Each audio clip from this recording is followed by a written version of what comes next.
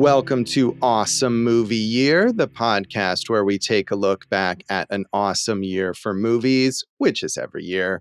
I'm Josh Bell, film critic and writer, and I'm joined by my co-host. I'm Jason Harris, filmmaker, comedian, and I'm podcasting here. I'm podcasting. Oh, you got to do it.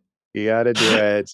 Jason pounding on something there to really get the full effect. I had a taxi drive towards me so I could smack it. Mm-hmm. You know that? Have you ever crossed the street and almost like been hit like that? I'm not sure that I have. I one time was the person in the car and I hit somebody in a crosswalk. So yeah, but that's dark. As we know, that's the only way you can get an erection. But that was really unnecessary there. I've had that situation where a car like slammed the brakes and I like smacked the hood, and I was so disappointed in myself for not saying, "I'm walking here. I'm walking." It's like one of those opportunities in life that don't come along too often, Josh. I guess, but in the moment, you're probably more concerned with like, I hope this car doesn't injure me to make a fun movie reference. So I think that's okay, really. Yeah, I guess you make a fair point there. So in this season of Awesome Movie Year, we are talking about the films of 1969, and we are here at the Best Picture Oscar winner, which is Midnight Cowboy from director John Schlesinger, based on the novel by James Leo Herlihy, with a screenplay by Waldo Salt, starring Jon Voight in his debut, along with Dustin Hoffman, as a pair of inept hustlers, I guess we could say, in New York City.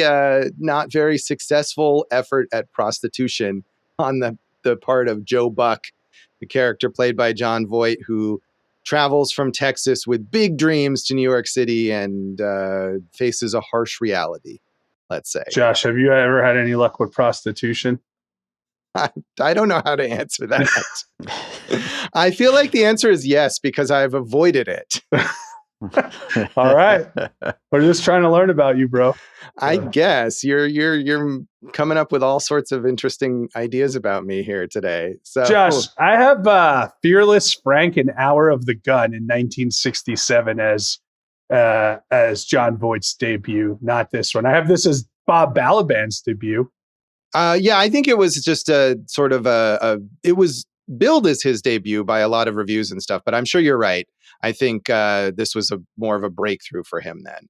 I don't know how big a part he had in that other film, but he was not well known, certainly, at this point.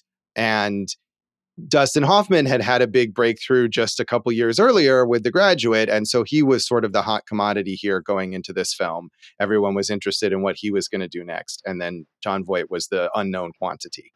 So Voight was paid scale because he just wanted the opportunity to play this part, whereas Hoffman's agent and Mike Nichols told him, "Don't do this movie." Mike Nichols basically yelled at him. I have the quote here, like, "I made you a star and you're going to throw it all away right now," that type of thing. So it's interesting coming from two such different places. Right. I mean, and Mike Nichols, who we think of as a pretty intelligent and artistically advanced guy, obviously not understanding what this movie would become, and unfairly dismissive of the material here. He said, "Are you crazy? I made you a star. This is an ugly character. It's a supporting part to Jon Voight. What are you doing? What are you sabotaging?" Yeah, definitely wrong. I mean, it is a supporting part. It definitely is, even though I think Hoffman gets top billing, which makes sense because he was much more famous at the time, but it definitely is not the lead role. But I think the fact that it's an ugly character, right? I'm sure part of what Hoffman was thinking was, I'd like to play a different kind of character. I'd like to show a different side of my talents. And that's certainly what he does here. This is a very, very different role than the role he plays in The Graduate. Very memorable, the way he plays it too, right? Yeah, exactly. I mean, it's become one of his signature roles. I think one of the things he's most known for. So, screw you, Mike Nichols. This and Megalopolis. Yeah. Yeah, sure. I'm glad we got to Megalopolis already. So Midnight Cowboy was the first and only X-rated movie to ever win the Oscar for Best Picture.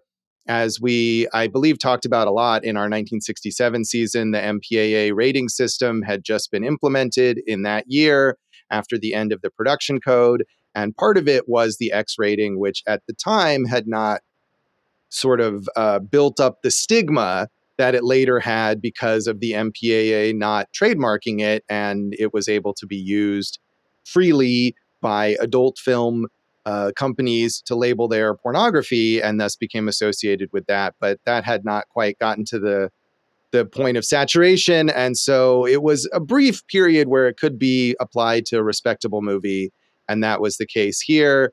And it won 3 Oscars, Best Picture as well as Best Director for John Schlesinger, Best Adapted Screenplay for Waldo Salt, was also nominated for Best Actor for both Dustin Hoffman and Jon Voight, Best Supporting Actress for Sylvia Miles, and Best Editing. It was also a big box office success. It grossed $44.8 million on its $3.2 million budget, although I think that includes like later re-releases and stuff. But just in North America, just in 1969, it grossed $11 million, so still quite successful. Bunch of other awards, including 6 BAFTAs it won. It won Most Promising Newcomer Male for Jon Voight at the Golden Globes, so that's kind of how he was perceived at the time, nominated overall for 7 Golden Globes and a bunch of other awards as well. Josh, let me help you out here. Yeah. Try this. Schlesinger sells seashells by the seashore. I don't know what's up with that. I'll just have to say the director as we go forward. Yeah, it was a sensation. I mean, you went over a lot there. I do think Jon Voight. I mean, the beauty of this movie is the chemistry between the two. Like, it's a good movie, but they elevate it because they're so good together. And I really, Jon Voight is great in this movie. So is obviously Hoffman. As far as the MPAA, have you ever seen This Movie Is Not Yet Rated, the Kirby Dick documentary? I have not, no. Well, I recommend watching it. You know how I feel about the MPAA. We keep getting to these points like, this is rated X, and it's like, you guys are just totally off base on everything you do, and it's arbitrary. Like you were saying in The Wild Bunch, like they rated it R, and then they showed them the same cut for the re-release, and they rated it like X or NC-17. It's just ridiculous. So, I mean, this is an R-rated movie. Let's not go crazy.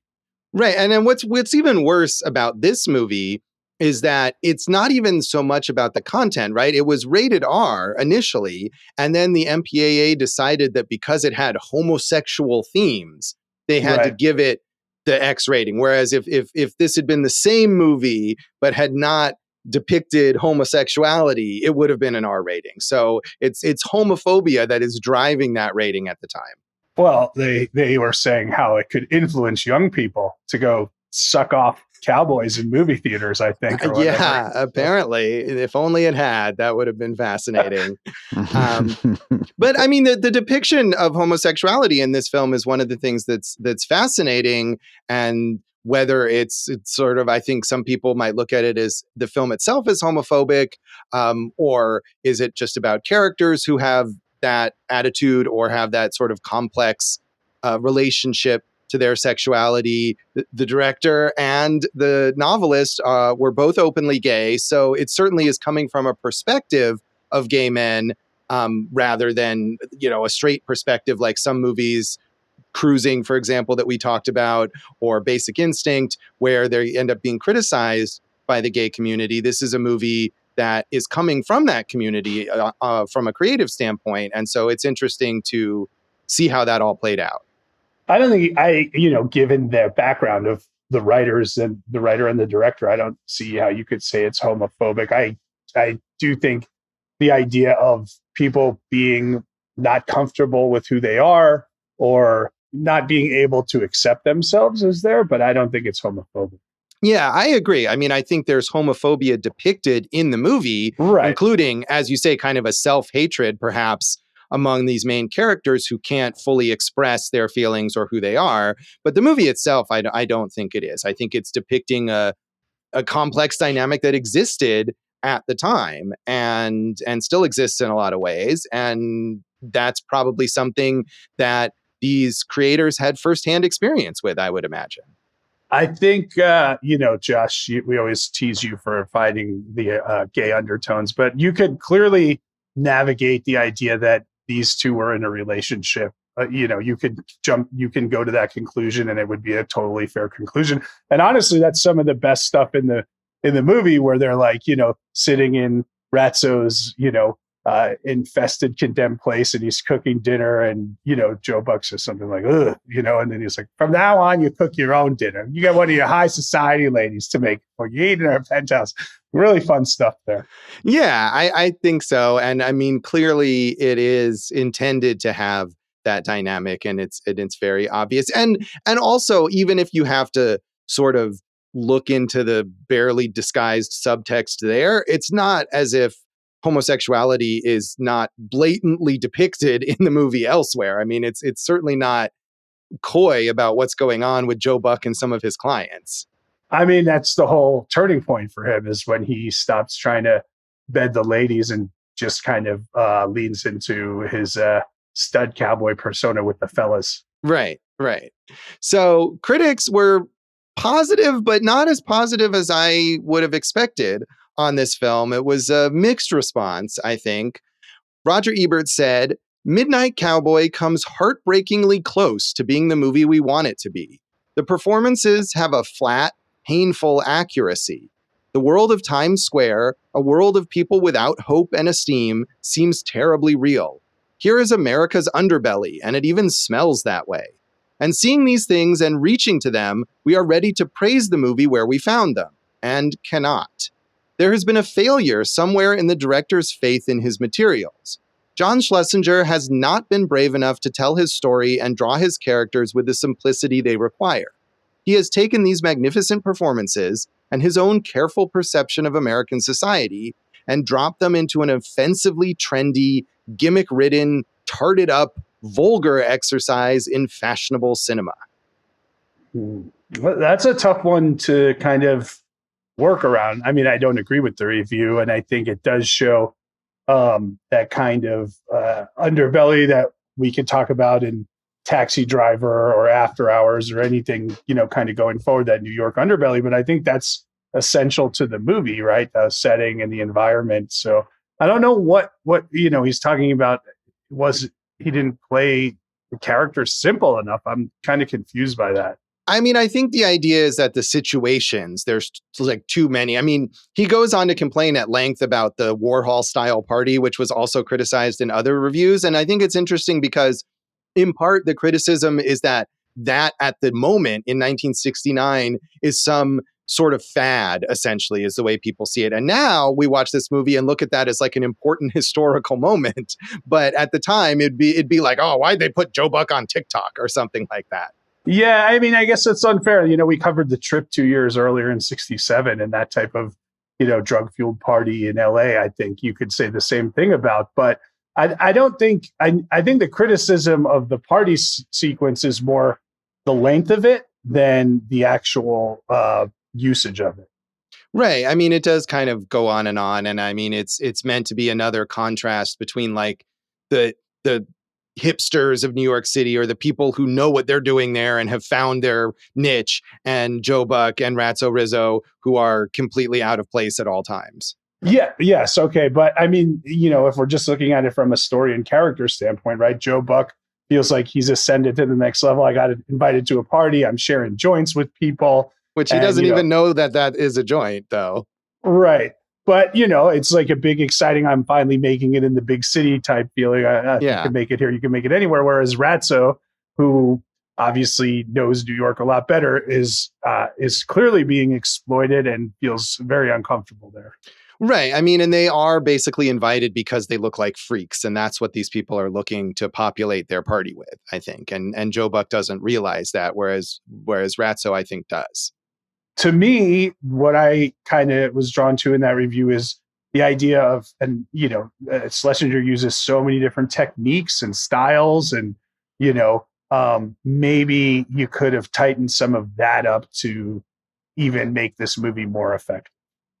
Yeah, I think there is a lot of different approaches, I guess, maybe storytelling wise, and to me, like I can respect this movie. And it's impressive that a movie like this was able to win Best Picture. At the same time, it doesn't really reach me very well. So, but I don't know that there's anything specific that I point to like, oh, this was unsuccessful. I just don't There's a connect lot with of this film. Yeah. Yeah, what's interesting is Schlesinger is a major figure in the British New Wave, and we covered If earlier this season, Lindsay Anderson, and I feel like those are really good comparison pieces, and what the directors are trying to do, and their usage of kind of trying to make something true to their sexuality. I feel like there's a lot, and the amount of different techniques that they're using, there's a lot of like kind of inroads that lead to each other there. Yeah, I think you're right. And I think that was another movie that I appreciated and yet didn't particularly connect with. And I mean, I think it's great that they're doing this experimental stuff and they're trying a lot of approaches, but it does feel a bit jumbled, I think, in both cases, and makes it harder for me maybe as a viewer to get a handle on these characters despite the strong performances, and ditto in If with Malcolm McDowell's performance. So I don't know. I just I was hoping to be more wowed by this, I think. So, I mean, when we're talking about Malcolm McDowell's performance in If, you can see him slide into the same career path, I feel, as like a Joe Buck character here. Yeah, I think so. So Vincent Canby in the New York Times was more positive.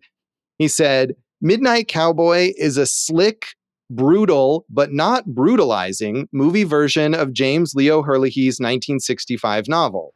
It is tough and good in important ways, although its style is oddly romantic and at variance with the laconic material. As long as the focus is on the world of cafeterias and abandoned tenements, of desperate conjunctions in movie balconies and doorways, of ketchup and beans and canned heat, Midnight Cowboy is so rough and vivid that it's almost unbearable. Midnight Cowboy often seems to be exploiting its material for sensational or comic effect, but it is ultimately a moving experience that captures the quality of a time and a place. We all saw the Joker sequel last night. Do we think we're going to get a retrospective like that in 10 years? Its time and its place and how rough and ready it is. No, I mean, I think the Joker movies are trying to capture the time and the place of this movie, right? I think you're right. And the first one was successful and the second one was not. Well, we'll table the Joker discussion for another time. But I mean, I think that is true. I mean, obviously Canby is coming at it from the perspective of existing in that moment. But I think looking back, we can see the same thing, and that's in a way why the Warhol scene is more successful or is better appreciated now, because it's all part of capturing what New York City was like in that moment. And I feel like that's the best kind of stuff. The hotel where Joe Buck stays and the high rise where that woman lives that he picks up when he first arrives, and the gross condemned building, and all of these things really capture what New York City must have been like in 1969. Yeah, I love that stuff. I mean, we talked about it in Dog Day Afternoon. You're really showing kind of that gritty New York, tough exterior that has to lead to a toughness to these characters to survive. And I mean, I love that that's all on film, and I think we're accurate representations all the way until, Giuliani probably cleaned up Times Square there. They should clean up Town Square here in Las Vegas too. Really vile place. I think Town Square could use a little more grit, Yeah, so probably, especially AMC Town Square. Yeah. Oh, well, the movie theater at our Town Square would fit in perfectly with New York 1969. They haven't cleaned that place since this movie came out, probably. So finally, Robert J. Landry in Variety said, the film is full of unnice people from bad environments. It is obsessed with mechanistic and mercenary sex, haunted by memories of cruel group ravishments and forced colonic irrigation. Indignity is endemic. Midnight Cowboy is of the modern moment moderne. It has a hot topical theme, a popular actor from last year's greatest film comedy, a miscellany of competent bit players, a good deal of both sly and broad humor. If the women object, and some will, that it accords their sex scant courtesy, the story hardly presents males as admirable. Indeed, in this film, the scenery is lovely and only the human race is vile. The scenery is not lovely. That's what we just talked about for the last 10 minutes. I mean, I guess you could say it's lovely in the sense that it is, capturing something. It's Sure. fascinating, right? But yeah, maybe lovely is not quite the word for it. And Schlesinger does a great job of using like snap zooms and like kind of pullbacks, to kind of really showcase how big New York City is, and yet still have that focus on Joe Buck all the time when he's walking the streets. So I think the setting, we always talk about this, environment plays a part, and this really captures a true environment, especially when you compare it with like the fantasy sequences in Miami and everything. Right. I did also just appreciate the effort that Variety went through to find a euphemism for anal rape in that review. Forced colonic irrigation. Yeah. Yeah. I mean, there's a lot to get into on those flashbacks, but I have some review quotes for you, Josh. So you can react. Yeah. Okay. Gene Siskel said, "I cannot recall a more marvelous pair of acting performances in any one film." Yeah, Gene Siskel may be more positive on this than Roger Ebert. Of course, this is prior to their collaboration. Do you think Roger Ebert would have said, "Now, Gene"? He would have said that anyway, probably. In a retrospective in 1994, Owen Gleiberman in Entertainment Weekly wrote, "Midnight Cowboy's peep show vision of Manhattan lowlife may no longer be shocking, but what is shocking in 1994 is to see a major studio film linger this lovingly on characters who have nothing to offer the audience but their own lost souls." Yeah, I think that's true. I mean, and even in 1994, already it was like, oh, we wouldn't see a major studio film like this, and certainly not to win Best Picture, I don't think. So yeah, Dumb and Dumber got screwed. It is. No, it's not just that these characters are kind of unlikable or unpleasant to be around, but just the kind of story that this is telling and the approach, as we're talking about the visual style and the different techniques that Schlesinger is using, all of that stuff, I feel like it's off-putting. It's also surprising to me that this movie made so much money, because it seems like a movie that's designed to make the audience uncomfortable, and that's good. But it is surprising that it was a success in so many ways. I didn't find the characters unlikable. I thought they were, they're so charismatic and they're so good together. I didn't find them unlikable. I do understand the idea of like, hey, we've moved on from having characters that aren't, virtuous or that we can relate to as protagonists, but I didn't find them unlikable at all. Yeah, I mean, they have a certain likability, but I think you wouldn't want to hang out with these people in real life, right? I mean, they're definitely not pleasant people. But I do think you're right that a big part of it too is the idea of characters who are not virtuous, who are engaged in this kind of unsavory activity, and they're not seeking redemption. That's not what this movie is about. And Josh, here's the last quote for you. "Wouldn't you say that the wonderful love of these two men in Midnight Cowboy, a story about two fags, qualifies as a perverse movie?" That's from Oscar winner John Wayne, who beat both these guys in the Oscar race. Oh, that's I don't think we need to really promote that perspective, but not entirely surprising. He won the Oscar for True Grit, right? Is that? Yeah. Which is a very good movie, and I'd rather just think of that rather than what he said there, apparently. You don't want me to bring up his Playboy interview where he talks about black people and how they're inferior? I'm sure. Did we discuss that when we talked about him in our Stagecoach episode? I don't know, but I'm sure we'll get a chance to at some point in the future if we do.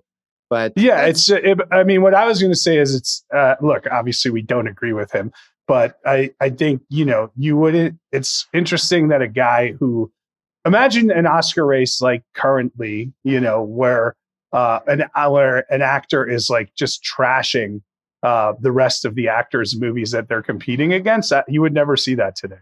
No. I mean, and not just trashing it like he says it's a bad movie, but yeah, there's homophobia here. It's just totally out of place. Yeah. I think you're right. So, unfortunate there, but I was surprised, I guess, that there was not, I mean, maybe there was backlash, but other than that, I didn't read about extensive, were there protests, I mean, we talk about violence in like the Wild Bunch or whatever, and there was a lot of response to that, but it seems like there wasn't as much of a, conservative or whatever protest against this film when it was released. Well, when you mentioned cruising earlier, right, where it was protested from both sides. Right. I do think it helps that, I mean, and we weren't alive back then, but the fact that both the author and the filmmaker were openly gay probably helped their cause to tell the story as opposed to having a straight male tell the story. Right. Well, but I'm talking about from the other side, right? Right. The John Wayne perspective, right? Yeah. Exactly. Is he the only one?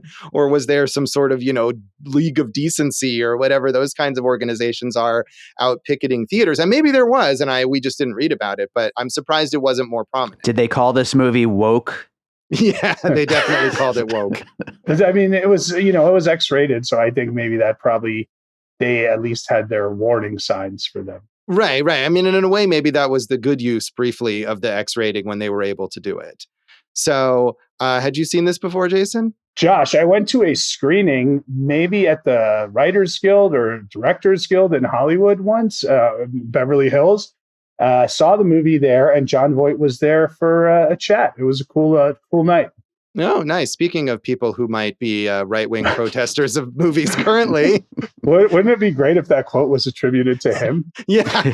I mean, I hope he's still proud of this film, at least. I would think he is. I wonder if, I mean, we know he's very conservative, but I don't know his views on, kind of, sexuality or anything like that. But I don't know how he would take this part if he was against all that.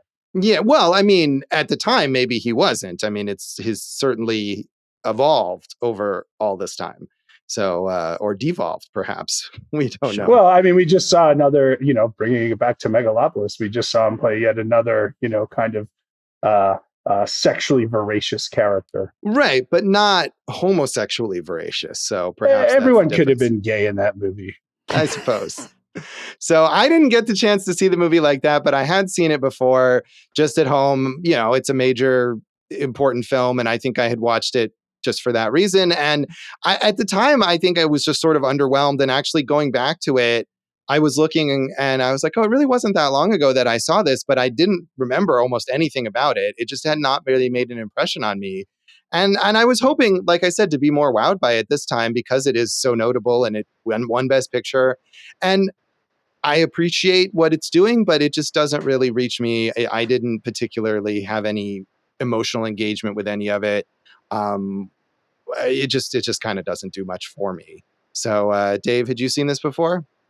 I had not. It was one of my big blind spots. I always wanted to. It obviously has the reputation of being one of the best Oscar winners. And I was happy to finally get to it. Yeah, I mean, it certainly, again, is one of the less safe Oscar winners, which is I always appreciate, even if I don't love it. Sure. So anything else you want to mention about the background of this movie, Jason? Any more homophobic quotes you'd like to read? Well, I mean, look, man, obviously, like I said, we are clearly not on that side, but I think it's important. It's a historical perspective on it. Absolutely. Right. From the biggest actor in the world, right? Yes, could you imagine Tom Cruise? Well, I don't think Tom Cruise would ever say that about a sexuality. No, he would not. Maybe a religion or something. No, even that, I think, I know, people, they would, even if they think it, they will keep their mouth shut usually. Yeah. But I think, it's just a crazy thing. There was so much interesting alternative casting. My favorite would be one executive wanted Elvis Presley as the lead. And Joe Buck? Yeah, as Joe Buck. If we could clean this up and add a few songs, it could be a great vehicle for Elvis, is what the memo said. And then another executive suggested Sammy Davis Jr. as Ratso Rizzo. Oh, wouldn't that be great, Ben? Yeah, I'm glad that didn't happen. That would have been some kind of imagine both of them. Imagine Elvis That's and what I'm imagining together. Yeah. I'm walking, babe. I'm walking here, babe. Certainly glad that didn't happen. I think I saw, was it Harrison Ford also possibly up for the role of Joe Buck? That could have been good. Harrison Ford auditioned for it. Yeah, so that would have been interesting. I think, he knocks it out of the park. This is one of my favorite Jon Voight performances. So I think they picked the right guy. Michael Sarrazin, who he was in They Shoot Horses, Don't They? Was originally cast as Joe Buck. Elvis, Warren Beatty, Lee Majors. I think Warren Beatty at this point already too slick of a player to do that. Yeah. And then for Ratso Rizzo, the other name, and I think he was offered the part, Robert Blake. Oof. Well, I think we dodged a bullet on that one, so to speak. That's maybe not the right phrase to use when talking about Robert Blake, Josh. Exactly. That's why I used it. So, good one. Thank you. We'll come back in a moment and talk more of our general thoughts on Midnight Cowboy.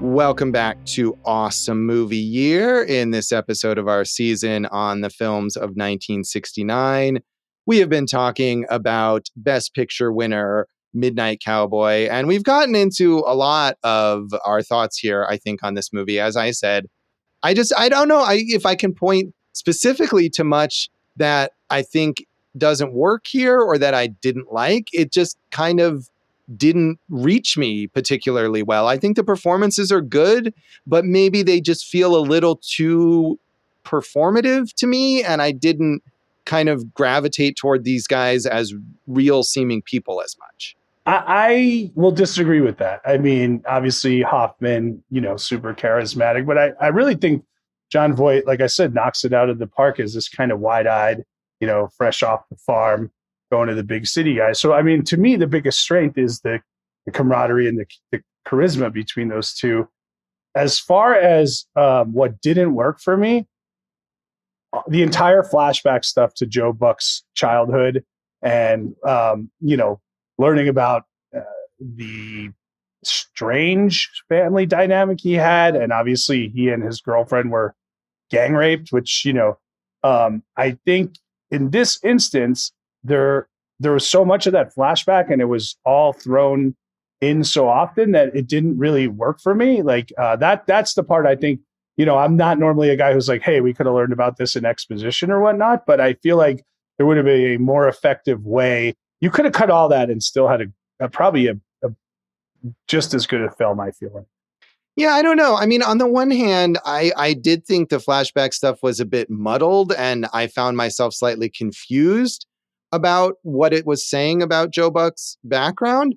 But on the other hand, I feel like it is important to understand him as a character, that he's been through this trauma, and specifically sexual trauma, that is kind of driving his desire to become a hustler, and also affecting what we were talking about earlier, perhaps this repression where he's not able to come to terms with his true feelings about Ratso or about sexuality in general. So I think it's valuable to have something in there, but I agree with you that it's confusing. I don't know, was he like sexually assaulted by his grandmother as well? That was the impression I got. I think, I mean, that seems like it might have been there as well. And obviously we said he and his girlfriend were raped. I agree with you about, the necessity of kind of showing the layer of what that led to, but I don't really think that comes across the way it's played, right? Like, we see him at the beginning. Really, the thing picks up when he gets to New York and meets Ratso. The first 10 or 15 minutes when he's on the bus, it takes a little while to kind of pick up steam there, but we get the opposite side of that motivation. I'm going to the big city. I'm gonna be a hustler. I'm gonna make all the money. I'm gonna live my dream, which we've seen various versions of that. As other people want to be actors. He wants to just make it as a hustler. So I don't know how. I mean, we know that now, but I don't know that it was that clear that it was all of the, like you said, sexual trauma that pushed him in this direction. If I could jump in real quick, because I didn't know what this movie was about. Like, I only knew its reputation as this classic, but I had no idea what to expect. So as the opening was starting, like, I was wondering to myself, is this a movie about a guy who's kind of created this persona for himself as like a shield because he was sexually abused by his grandma? Like, that's what I got out of the first 15 minutes of this movie. And then, everything else that happens as it starts unfolding. But that's exactly where I was, from like a fresh slate.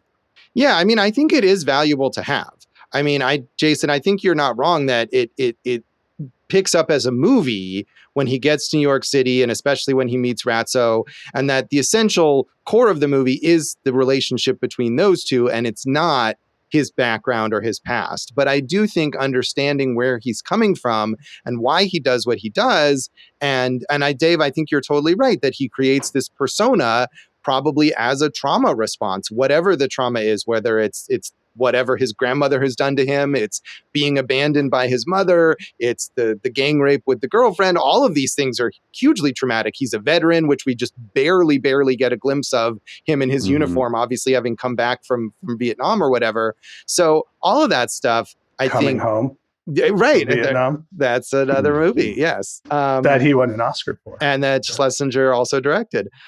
But yeah, I mean, I think all that stuff is important. I really do. And it was interesting to see, I don't know, I didn't read the novel, but just looking up information about it, fully half of the novel takes place before he even gets to New York City. So obviously, Herlihy, the writer of the novel, felt that it was important to have all that in. Look, I'm not disagreeing with you on the importance of that. I don't think that the way it was done with those flashbacks was as effective as doing it a different way, right? And I'm not even saying we couldn't have some of those. I just think it became so flashback heavy that it really thwarted the momentum as the piece picked up. Yeah, I didn't feel like it thwarted the momentum so much as I just felt like the flashbacks were too confusing to fully convey what they need to convey. But I mean, again, even then, on the other hand, it's like, well, he's confused, right? His memories are probably jumbled. He's traumatized and he doesn't have coherent thoughts about this. So, but I agree with you that it could have been done more effectively.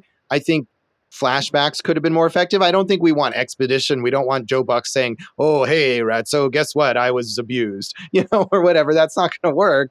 So I don't know. We can move on from this, but I think we agree that it's a less effective element of this film. Right. The most effective stuff, like we said, is the interaction between the two. And there's a lot of humor here, not just between the two, but, Joe Buck as a failed hustler when he finally beds his first woman and then he asks for money and then she's so offended, or is she hustling him? And then she demands money from him and he, to get her to stop crying, has to pay her for the sex that he thought he was going to be paid for. Right. Yeah. I mean, it is comical how bad he is at being a prostitute.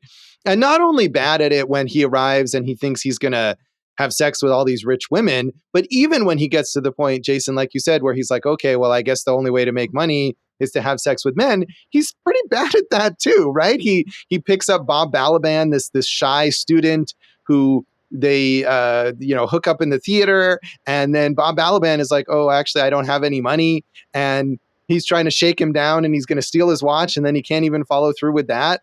And then at the end of the movie, when Ratso is dying and they're determined they're going to go to Florida to sort of like find this dream that they have, and he tries to get this, he picks up this middle-aged guy and he tries to get money out of him, and the guy only will give him $10, and he ends up beating that guy up in order to steal his money, and which is a dark moment, right? Because he's desperate. But at the same time, it's part of that same continuum of like, if he was just better at doing this, he could have gotten the money legitimately. You got to get your money up front, or at least half of it. Everybody knows that. Yeah. But that scene that you're talking about is interesting, where the guy won't pay him or says he doesn't have the money because, as he's getting beaten up, the guy's like, I deserve this. Thank you for doing this. And is it like a self-hatred? I mean, because it seemed like he was open about his sexuality. So it didn't seem like it was that, or was it like a kink for him?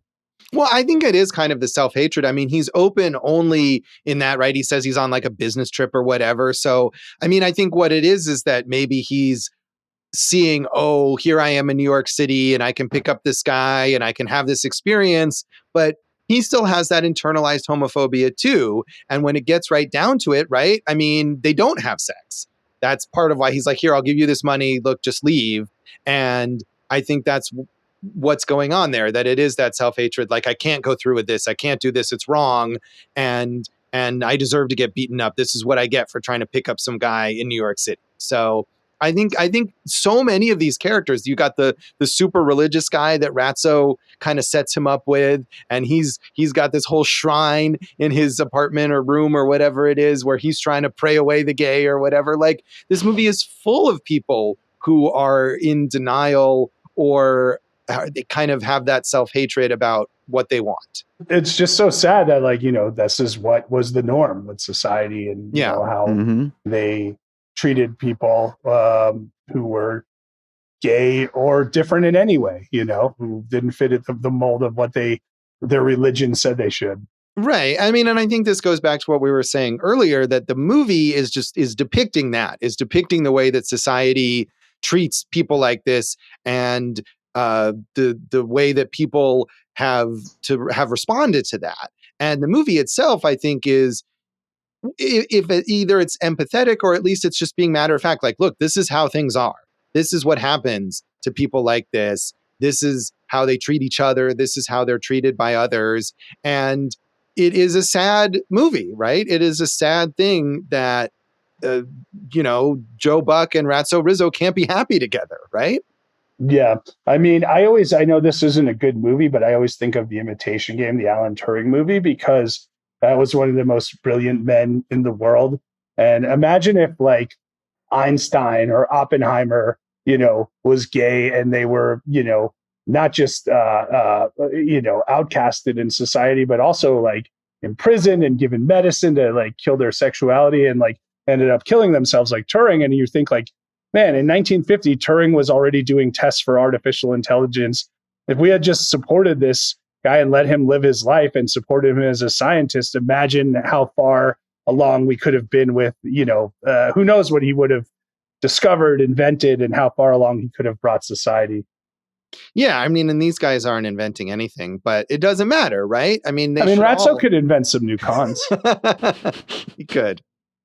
But I mean, of course, they should be able to be fully expressive of themselves, and they should be able to live their lives and not be mistreated. And that, I think, I think that's another reason why I was like, this is impressive that it won these awards or whatever, because it's a dark film, right? There's no redemption here for these guys or for society. There's no we finally found our place. You're talking about those fantasy sequences that Ratso has of them going to Florida and living this kind of luxurious life, and they're pampered and everything, and that's not going to happen. That's never going to happen for these guys. And so it's a pretty stark ending too. Yeah, you know what I found interesting in that sequence? It's not just that he's having these kind of fantasies. He loses his limp when he's running on the beach, right? So he's having a fantasy of a better life for himself, but it's so fantastical that he's picturing something that could never happen for him physically. Right. I mean, the whole thing is fantastical, right? But I mean, I think it's in that moment, right? He's standing outside this hotel, and Joe Buck is going in. They've stolen the address or name or whatever of someone that this guy from this escort service is supposed to go to. And this is this moment where they think, well, we figured it out. We're going to make all this money. And you can see Ratso looking kind of from across the street at Joe Buck as he's in this hotel lobby trying to do what he's going to do. And it's like the moment where he's like falling in love, right? In a way. Yeah. I think there's a lot of that, like where, Joe Buck comes home with a new, like a new outfit at one point, and he puts it on, and that's just like, you're all right for a cowboy. You're all right. And it's just like his own way of expressing his love for him, which I think is really nice. With Hoffman, I read that he put pebbles in his shoes so that limp would always stay there. And it reminded me of the quote from Laurence Olivier in Marathon Men, also directed by Schlesinger, right? Where Hoffman would stay up for days on end because his character was supposed to be exhausted. And Olivier said, you could just try acting. Right. That is a very, very famous quote. And I mean, certainly emblematic of this sort of generational conflict between people like Hoffman who are very method. I mean, we talked about Marlon Brando when we talked about The Wild One and how he brought that style of acting to the forefront. And of course, this is now people like Hoffman are coming in the wake of that and are taking an entirely different approach. And then someone like Olivier, who's very classical. I mean, going all the way, we talked about him in our 1939 season, right? And setting up that contrast. And I mean, I think that contrast works if you watch Marathon Man, right? I mean, the contrast between the two characters is partly how those approaches, serve both characters. But yeah, I mean, you think like you could probably have done it without putting the pebbles in his shoe. Josh, let's talk about some of the women here. Oh yeah, there are women in this movie, right? Yeah, and there are some really nice performances. They're just, they're as kind of rocket boosters to Joe Buck in most of the scenes, right? But you have Brenda Vaccaro, you have Sylvia Mars, and I think they put on some fine performances as the I guess you wouldn't call them Johns, the Joannes, maybe. Yeah, I don't know what the term would be for that, but yeah, I mean, Sylvia Miles, it was kind of amazing to me that she was nominated for an Oscar. I think it's 6 minutes that she's in this movie, and of course, there's some famous, really Judi Dench, right? Judy, exactly. She's, I think, the most famous one from Shakespeare in Love. Yeah, but still, I mean, she makes a brief appearance. And Brenda Vaccaro also was nominated for a Golden Globe for Best Supporting Actress, and her appearance maybe is a little longer, but maybe not. I mean, and if it is, it's only a short amount longer. So, I mean, both of them, they are good, and I think they give you a real full sense of who these women are, these kind of society women that he's attempting to, that's his idea when he first envisions his time in New York, that he's attempting to get with. But right, they really are there solely to sort of set Joe Buck on different trajectories, or to have him understand things about himself or whatever, or for us to understand things about him. And they're not full characters per se. But I think that's okay because, we're talking about the Bob Balaban character or any of these religious men. And that's what all those supporting characters are there for. I don't think it is not using women or just throwing them to the side, as in, when we talked about Old School, which, hey, 2 Todd Phillip references, right? Where it's just like, hey, you're just a set piece and say a line so a man could go do another thing type thing. Right. No, absolutely. I think so. I mean, I think what you point out about Bob Balaban and any of the Johns, the actual Johns, the men that he picks up, serve the same function as the women. They're all there for Joe Buck to kind of go on this journey and to understand about himself, and for us to understand about him. And none of these people, male or female, are really characters on their own, but the performances are good. Bob Balaban, like you said, I guess this was his debut or another very, very early role for him. And he really gets that sense of that young college student who's obviously terrified and doing this thing that he's probably wanted to do, but has been afraid of doing. And he's also much like that middle-aged guy. Maybe he wouldn't say he deserved it, but he's sort of readying himself to get beat up in that bathroom if that's what happens. I think he already is accepted, right? Like, forgetting deserve, but like, hey, this is what's going to happen. And right. I brought this upon myself as kind of that. The last thing I wanted to talk about, Josh, is the music, the score. I referenced the Harry Nilsson song, which I think is so iconic and memorable. And I love those sequences where he is walking in the streets of New York and you hear everybody's talking, and everything. But it's a good score and, really, really good song choices throughout, I feel like. Yeah. I mean, it's another one like we talked about with The Graduate, with this beginning of using pop songs in movies as motifs. And we don't get this quite as often as those Simon and Garfunkel songs in The Graduate, but we do hear it multiple times. And in fact, one other thing that Ebert complained about was, what is this thing with the pop songs being used in music? We got to get past this or whatever, which of course was a very, very wrong-headed idea. But he brings up The Graduate there in his review and mentions this as a shortcoming of this film. And I don't agree. I mean, I do think it's nice that we are now able to use different songs and not just the same one over and over again. And I think maybe by the third time I heard this, I was like, oh, okay, that's enough. I think there's a space for that though. And, going back to this and using a song as like the theme and playing it throughout, I think that could still be effective today. And it could be really effective if you do it right, because no movies are doing that anymore. Yeah, I mean, and it can tell you something. I think about, when we talked about like Chungking Express and it uses that Cranberry song over and over and over again, right? And I mean, that's not from today, but it's certainly from much later than this. And I think that is used in part because it's so identified with the one character. And so I think you're right. You could use it in that way, but here, maybe less so here, but more so in The Graduate, it comes off like, hey, we have these two songs, we just got to make the most of them or whatever. And it's a bit much, maybe. You always hate Simon and Garfunkel, Josh. That's your issue.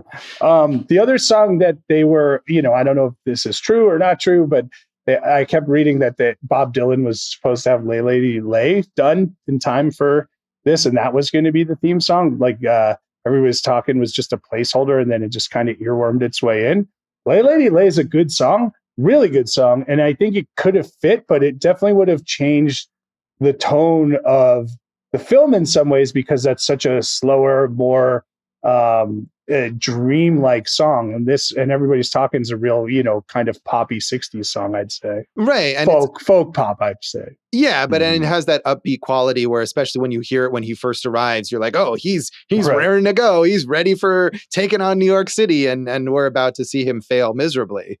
Yeah, and that strumminess like kind of matches like the walk and everything through the city.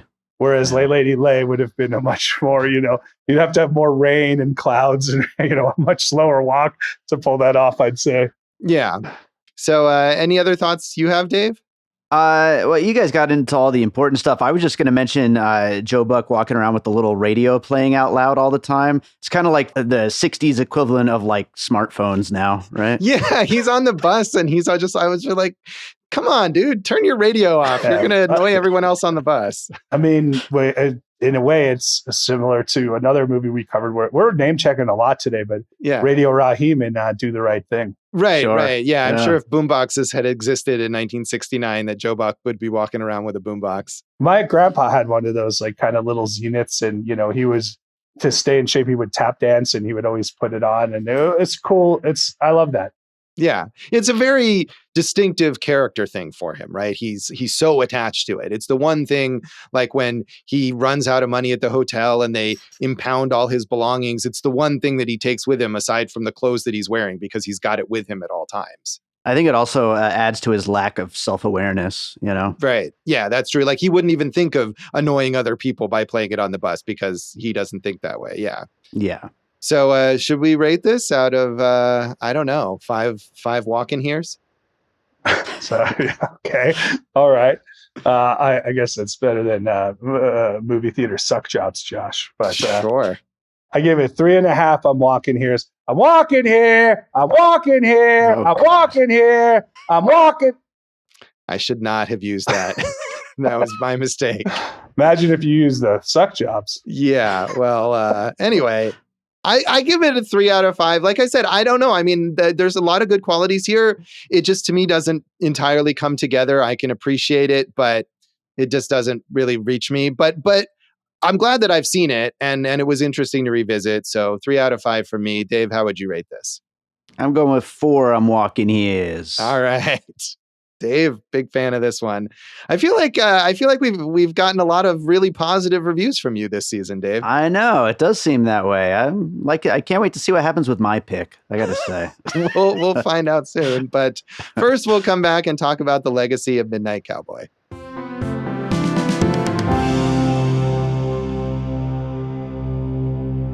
Welcome back to Awesome Movie Year. In this episode of our season on the films of 1969, we are talking about Best Picture winner Midnight Cowboy.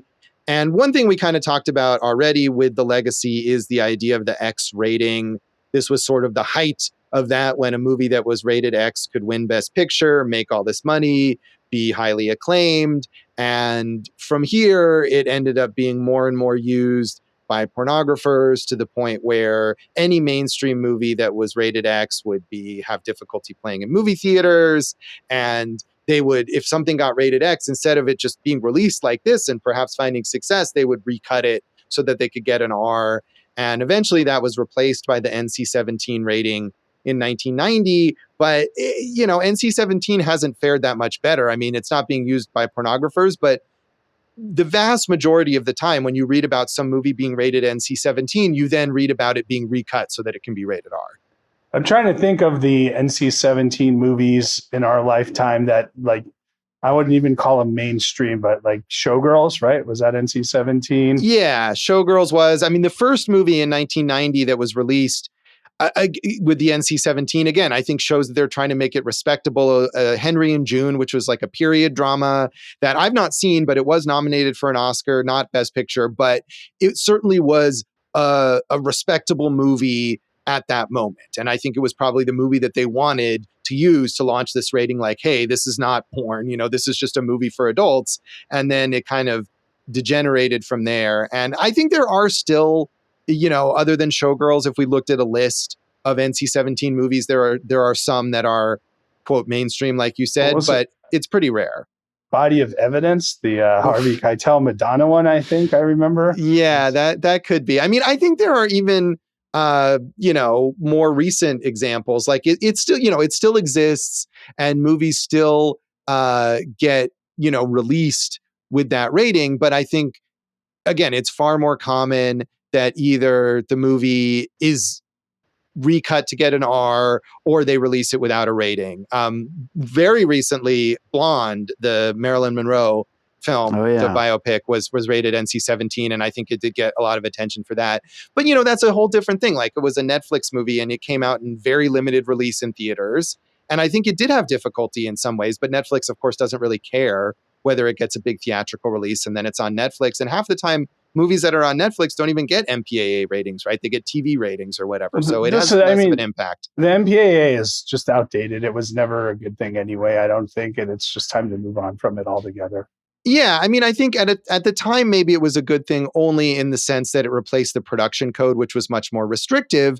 And it did allow a certain amount of freedom. I mean, when we talked about The Wild Bunch, right? The existence of the R rating allowed Sam Peckinpah to do what he did in that film and to have the freedom to depict that violence. Whereas if he had made that movie under the production code, it would not have existed. So it allowed that at first, but then it became its own kind of restrictiveness, I think. I agree. Well, I mean, I'm just saying we're at a point where it's time to, like you're saying, with new media and new ways of delivering movies, it's time to just kind of move away from all that, I'd say. Yeah. I mean, I think it's understandable that people want a sort of like warning or I get that. I'm sorry to interrupt you, but like, even as a parent, I always look at places that I would never be like a fan of, right? Like Common Sense Media or whatever. And I'm like, is whatever movie good for kids? And at least it'll tell me the things that are in there. And I got to say, like, most of those sites, which are very heavily right leaning and, could be oppressive, they actually do a pretty good job of like just going matter of fact in their explanations. Right. And I think that's, like you said, as a parent, that's what you want. You want the information so that you can decide, is this a movie that I want my kid to see? And I think that is fine to want to be informed. Maybe there's certain traumatic things that you, even as an adult, don't want to see in a movie, and you can avoid this movie because you know that that's in there. But when it limits what kinds of movies can be made or released, then it becomes a problem. Right. So, and also the access to movies where it's like, oh, well, we think this is bad for whoever. We're rating this R because kids shouldn't see X, Y, or Z, but it could be an important message, right? It could have something important to say that should be, seen, but isn't because they say there's violence or nudity or whatever it is. Right. And parents are just looking at that and saying, oh, my kid can't see this, even though there's a lot of other value to it. So yeah, it's complex, but I do think the informational aspect of it is useful. So John Schlesinger, as we said, had been a key figure in the British New Wave, and he then moved to Hollywood, and after this continued to be a success in Hollywood. We mentioned Marathon Man, another film with Dustin Hoffman. The Day of the Locust, a film that I think we've mentioned a couple times in previous seasons. He was later nominated again for an Oscar for Sunday Bloody Sunday, and had previously been nominated for Darling, and worked all the way through the year 2000, his final film, The Next Best Thing. I feel like he's not talked about as much as a major director, but obviously a key figure in a major film movement, and, the director of some pretty big classics. I agree with you. He also has 4 BAFTAs. I mean, it's a name we know as film people, but it's not a name that's out there as much as like, other major figures. So I agree with you on that, Josh. And I don't like that. I feel like it's a reasonable I guess thing it's to have okay. consensus on. But Josh, we've talked about Waldo Salt without ever talking about Waldo Salt forever, Yes. because the Sundance Screenwriting Award is named after him. So it was nice to get a film here that he wrote. He won an Oscar for this and Coming Home. He's got a nomination for Serpico. There's a documentary about him that I'd like to watch. I'm glad we got to Waldo Salt finally. Yeah. I feel like he's someone like William Goldman, who we have talked about, who's known as like a sort of icon of screenwriting as much as he's known for the screenplays that he actually wrote.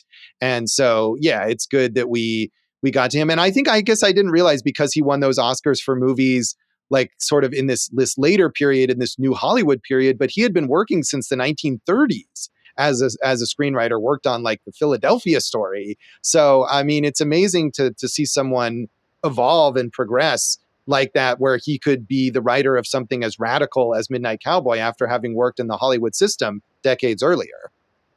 That is cool. He was also blacklisted, another fine time in American film history where, we're persecuting people because they might be communists. Yes, good stuff. He refused to testify, so they blacklisted him. Right. Good for him. Yes, absolutely. Jon Voight, as we said, this was a big breakthrough for him. He became a major star after this. I mean, so many credits: Deliverance, Heat, Mission Impossible, National Treasure, Ray Donovan, the TV series, of course, the Baby Geniuses movies. A real high point of his filmography. He did win the Oscar for Coming Home, another John Schlesinger film, nominated as well for Runaway Train and Ali. And that's all great. I feel like, sadly, you name Jon Voight now and all people think of is his crazy right-wing rant. I mean, I think those of us who know that, who are movie geeks know that, but I don't know if the general public is all in there. I loved him in Ali as Howard Cosell. I think he's great. And I mean, him and Michael Mann is a good pairing. I've never seen Runaway Train. Have you, Josh? No, I have not. I don't know that I'd even heard of it necessarily, other than looking up information for this podcast. And I haven't seen Coming Home either. Have you seen that? No, but I do have the song Runaway Train by Soul Asylum in my head now. Very sad video, but I'm glad it led to finding so many missing kids. That's good. Have you seen Baby Geniuses? Which one? All of them. He's in all of them. No, I think that, that I'd probably watch The Champ or Coming Home before I get to that to fill out my Jon Voight filmography. All right. I'm just saying we could do like a multi-part podcast series on the Baby Geniuses movies and Jon Voight's presence in them. I'm all for that. What would we call it? Please don't do this or listen to this podcast. Adult idiots on Baby Geniuses. There you go. That's good. That's perfect. Now we got to do it. It's a great title right there. Put it there right after Field of Burns. Yeah.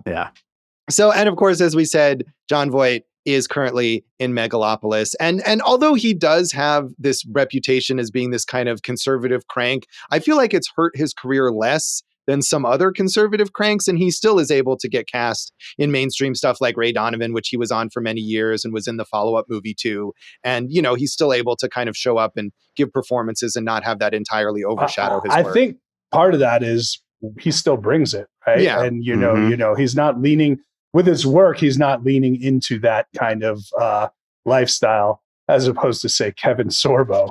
Right. Yeah. He's better than Kevin Sorbo. Yeah. We've talked about... that's what I was going to say. I was going to tell you the two movies Dustin Hoffman has coming up, because I think you were going to go right into Dustin Hoffman and his 2 Academy Awards, his 4 BAFTAs, his 5 Golden Globes, and his 2 Primetime Emmys. Right, Josh? Yeah, he's all over. And we've talked about him multiple times in our episodes on The Graduate, as well as Ishtar. And he, of course, is also in Megalopolis and 87 years old, still working steadily. What is it that he's got coming up you were going to mention? He's got 2 movies. One's a Peter Greenway movie called Lucca Mortis, where a writer takes a sabbatical to visit the city of Lucca, which we don't know much about there. But this one sounds interesting. Tuner, a talented piano tuner's meticulous skills for tuning pianos lead him to discover an unexpected aptitude for cracking safes, turning his life upside down. Sure. Why not? Yeah. I mean, I feel like he is still always compelling to watch. I mean, one of the things that's disappointing about him in Megalopolis is that his character does nothing. And yeah, no reason for him to be in Right. the But hey, there's Dustin Mhm. Hoffman. You want to see him do something. So What is the last great Dustin Hoffman piece? Is it the Meyerowitz stories? yeah, I mean, that's off the top of my head, I would say probably. I don't I love them in know. I Heart Huckabees.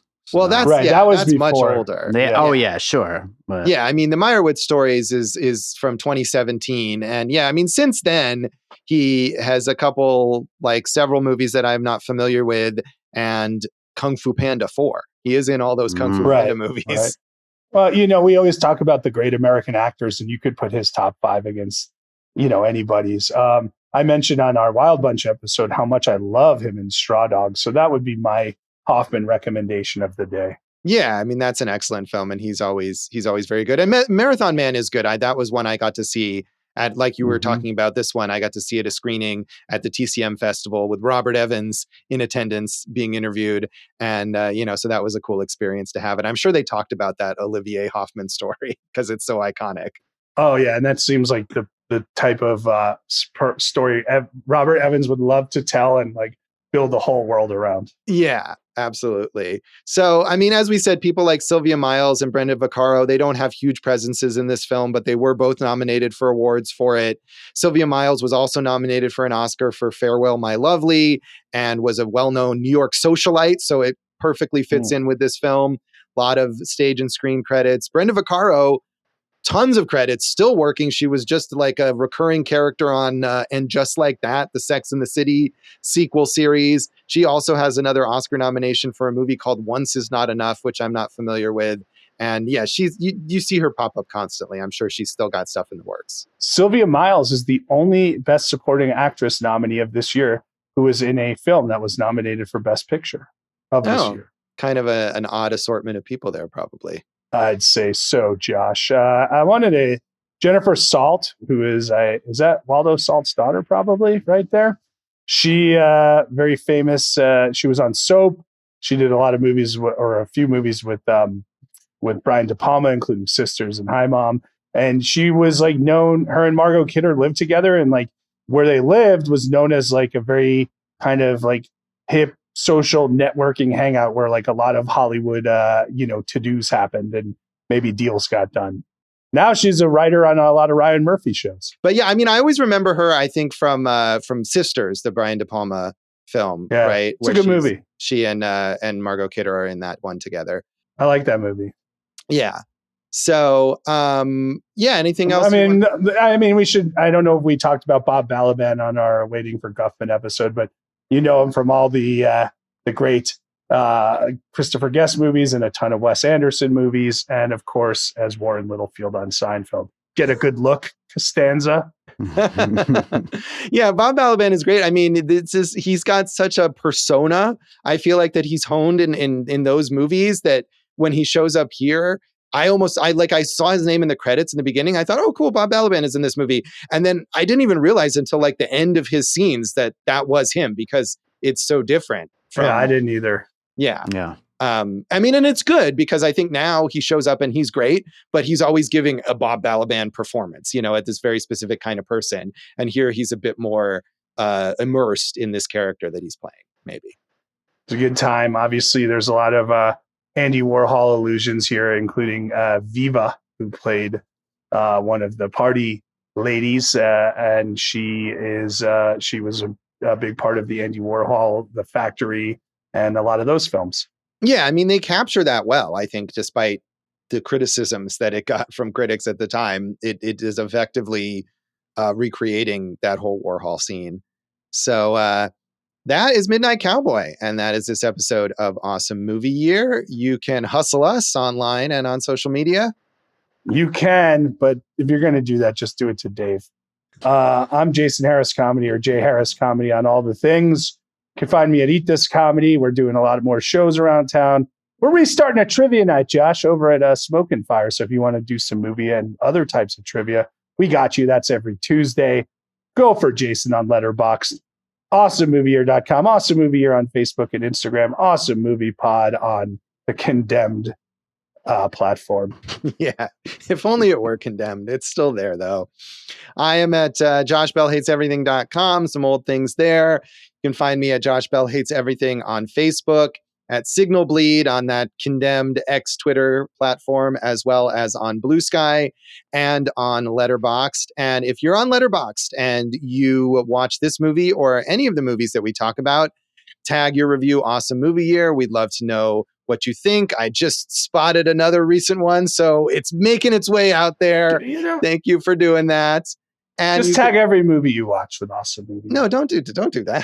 I mean, just do the I take movies it back. that we talk about, so we can have a dialogue here with you. Okay, never mind. I went a little too nuts. Jason's going overboard with that, but no, thank you for that. We do appreciate it. We love to hear from you, and you can listen to our producer David Rosen's awesome podcast, Piecing It Together. Check out Piecing It Together wherever you listen to podcasts. Follow us on social media at Piecing Pod. And I'm doing about as good a job as Joe Buck at hustling our Patreon. But I'm going to do it right now. Check out our Produced by David Rosen Patreon with bonus and advanced content from Awesome Movie Year, from Piecing It Together, and from my music career. It's at patreon.com/bydavidrosen. Yeah, we appreciate all the support there. We always put bonus episodes from our seasons up on that Patreon. We'd love to have more support, but thank you to everyone who is the dedicated Patreons that we have now. And don't forget Josh's Patreon, patreon.com/Schlesinger sells seashells by the seashore. I'll get it eventually. Jason, what's in our next episode? Josh, we are going back to England. A big year for us in the British New Wave. For our cult classic, we're doing a film called The Bed Sitting Room with famed British comedian Spike Milligan. So tune in next time for The Bed Sitting Room, and thanks for listening to Awesome Movie Year. Thank you for listening to Awesome Movie Year. Make sure to follow Awesome Movie Year on Facebook, at Awesome Movie Pod on Twitter, and at Awesome Movie Year on Instagram. And if you like the show, review us and rate us with 5 stars on Apple Podcasts.